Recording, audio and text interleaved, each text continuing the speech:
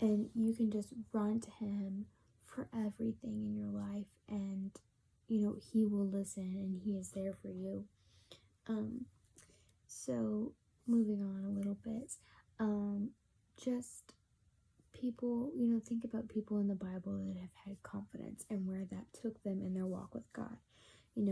David killed Goliath. David became king. David did all these amazing things because he was confident in himself, and he was confident in who he was in God. He was confident that God would provide and that he would make a way, and that brought David a long ways. Also Moses, at first he was skeptical. He was like, I can't do this because I can't even talk right, and you want me to go talk to Pharaoh to tell him to let my people go? I can't even, I can't do that. But when Moses came around and he just put his faith and his trust in God and placed his confidence in God's hands, look where that brought him. He, got all these people set free. He saved them over and over. He brought them across the sea. He, they had food provided for them. They survived, through all that waiting period. And Moses was a leader, but he was a confident leader, and he had confidence in God and who he was. And that's just so crazy to me that, obviously we're not over here leading people across seas that have been split open. But, that kind of confidence is crazy because, that would have blew my mind if I was just, one of those people that got to walk across the sea. That just, wow. And it just shows that, your life can go a very long ways when you have confidence in who you are as a person, and who you are in God. Own your talents, own your strengths, but also own your weaknesses. Moses obviously knew that he had a weakness. There was something there that was not his strong suit. It was not something that he was good at. He was not good at speaking, but that's what was, used. God was like, I don't care if this is what you can't do.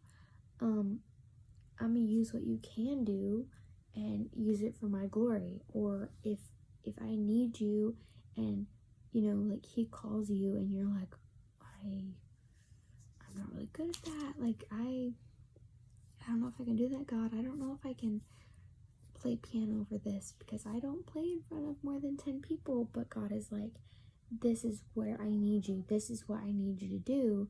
And you step out in faith, but also step out in confidence for that. First of all, you get a blessing for that because you're obedient and you're doing it out of a good heart, which I hope you're doing out of a good heart, and you're just being a good example. So many things. He will obviously bless you for your sacrifice, but it will also help you to gain so many things from it. You can just gain and gain and gain from being obedient and being confident when you're being obedient. And so yeah, I think that is I think that's it. If any of you are wondering, this is the book that I was talking about.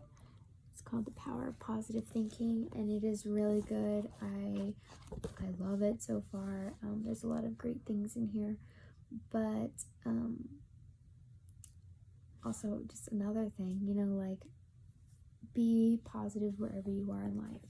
Every single person is on a different level of just life. We're all on a different step, and I never thought that my step right now would be having to finish the rest of my senior year from home, being so far away for I still don't know how long from my best friend that is very far away, and he's just, I don't know when I'm gonna see him again, but like, I didn't know that this is where I would be at this moment. I didn't know that I would have to spend the rest of my senior year doing work from home, from not really seeing my friends, from maybe not having a routine, you know, like graduation, things like that. I never thought that that's what would be happening, but none of our lives are going to be scripted. None of them are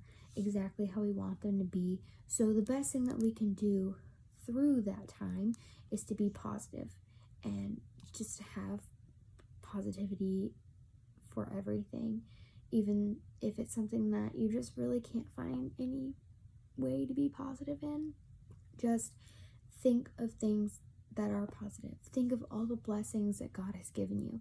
Like, okay, maybe I'm just like not having a good day. Well, let me just think about all of the times that God has given me a good day, or that God has provided for me, and God has given me joy and hope and peace and all these other things. And then when you're not having that great day that you really wanted to have, you just think about all the things that God has done for you, and all that joy and all that peace and all those things, and God will fill you so much with all of those beautiful positive things.